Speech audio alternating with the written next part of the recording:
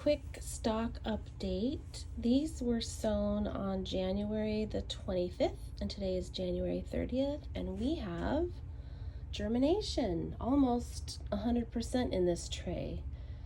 So exciting. I don't know why, because I see it every year, but every year it's like a miracle. It's so amazing. Anyway, so I'm going to pull the humidity domes off of these, and I'm going to probably put them underneath the tray. My trays they're old, so they have cracks and stuff, and water gets out. So I'm going to put the trays under them the humidity domes under the trays just to keep from spilling water all over the place. But that's exciting. Hey guys, so I showed you how my stock began to germinate after only 5 days, so I'm really excited about that.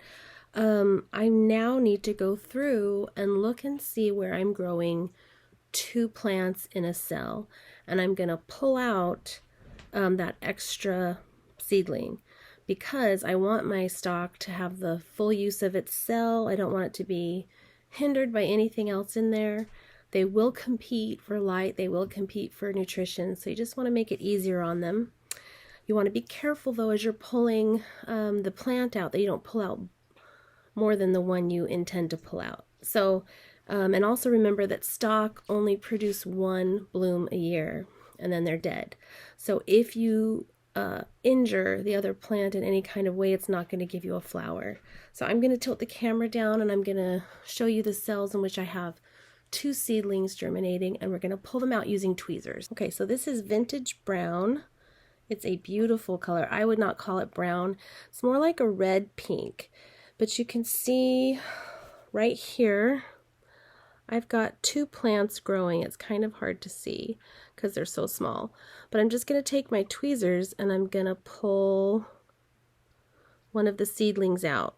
Okay, and I'm not going to try to replant it. Just going to pat down where I removed that seedling, and I'm just going to throw it away. You can try to replant if you want. I find that with things that germinate well, you're going to end up with a plant in every cell anyway, so you really don't need to go through the trouble of doing that.